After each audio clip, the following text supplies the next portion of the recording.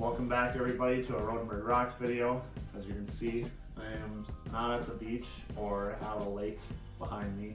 I'm actually in my house because it's winter time here in northern Minnesota. I'm sure as in a lot of other places too, but getting out to beaches is a lot more tougher right now. So now I'm transitioning to more doing indoor activities with the rocks that I found. So I had a tumbler, used it for about a year, and it ended up going kaput.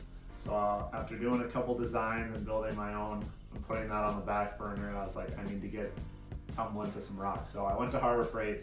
They had a nice deal for a dual drum rotary rock tumbler. So throughout this video, I'm going to go through and open that up, show you a little bit about the different types of polishes I use to get my rock polishes, as well as just lay out how I prepare the different kind of rocks that I do throughout the tumbling. So I know it's a little bit of a different type of video. I hope this is just another cool, interesting aspect of the rock hunting world. So without further ado, I hope you enjoy the video, and we'll see you throughout. So we're going to start with the dual drum rotary tumbler that I picked up at Harbor Freight. Did a little research on it, mostly got it, it was on sale, and then I wanted the extra drums as well when I purchased my, or not purchase, when I build my own tumbler. It's going to have space for about like 4 barrels on each level. So right now I thought it was just a good temporary fix right now, and as well as get some barrels. So haven't opened it yet, so I'm going to open it, set it up, and I'll show you what it looks like set up. So it's been about, I don't know, 1 minute later. Pretty straightforward setup. It's already all hooked up. The belt's already connected and everything.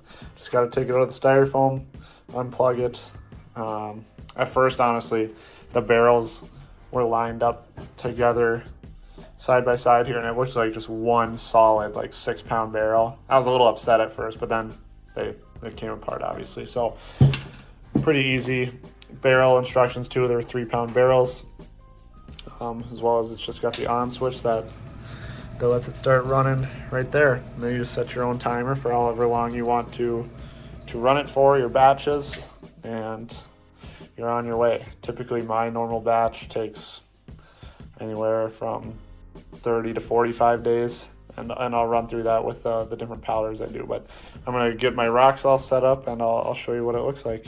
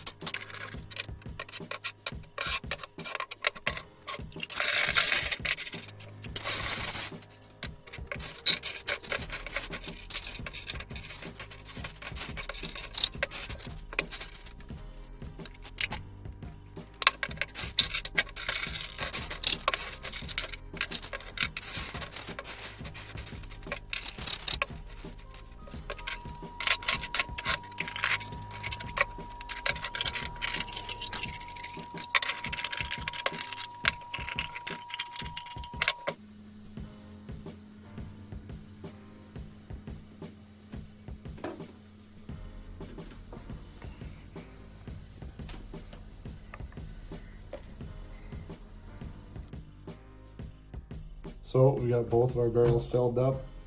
These are 3-pound barrels, as I mentioned. So prior tumbler I had was a 1-pound tumbler barrel. So typically what I've done before, and these might even just be a little too full. Typically, from what I've learned, you want about 3/4 full of the barrel, just so there's some room for stuff to bump around in. But so I might take some out prior to starting it. But typically what I'll do is I 3D printed these rock scoops that are in there. They are about 2 tablespoons each. And what I'll do is I'll typically put in one of those scoops into each barrel. I have some 6090 silicone carbide, 120 220 silicone carbide, 500 aluminum oxide, and aluminum oxide polish. And then I'll finish them off with detergent for like a couple hours. And then I'll use these ceramic pellets when they're in the polishing stage. of the game. So this is not my magic creation by any means. I actually got this from Michigan Rocks. If you've never watched his videos, I highly recommend checking him out. He is a polisher, just in terms of knowing what he's doing.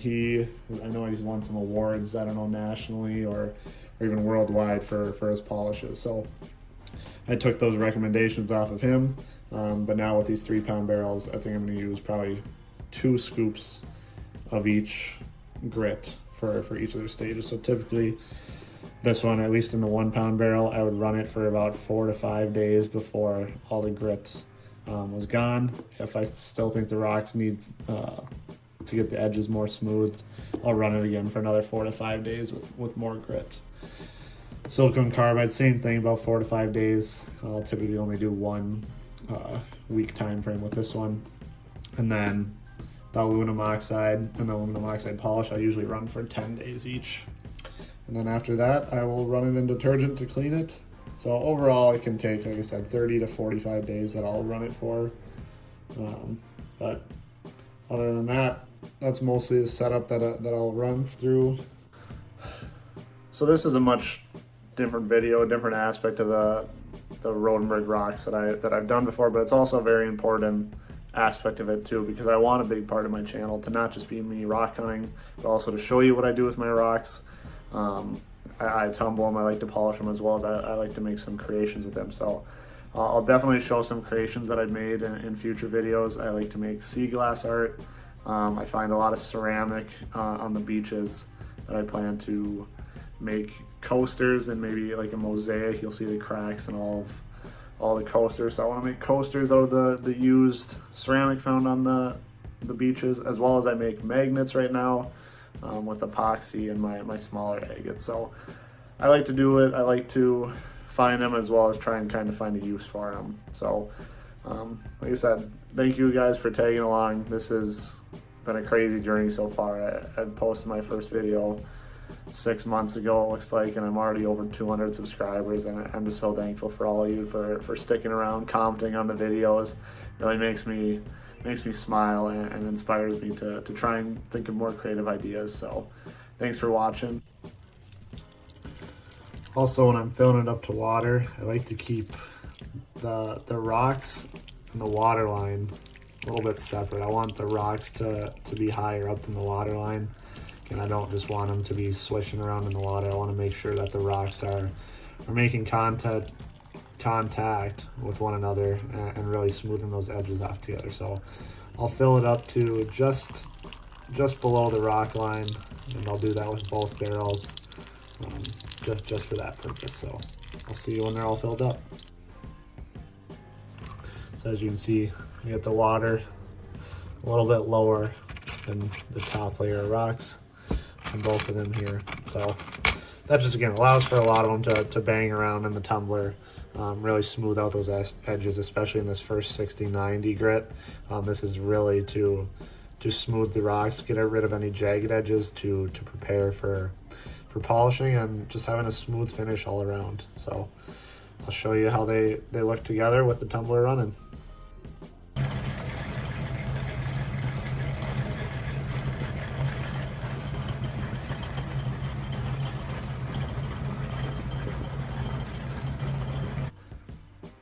So like I mentioned at the grits, I'm going to let those barrels run for about 4 to 5 days, and then I'll check them, I'll dump them out.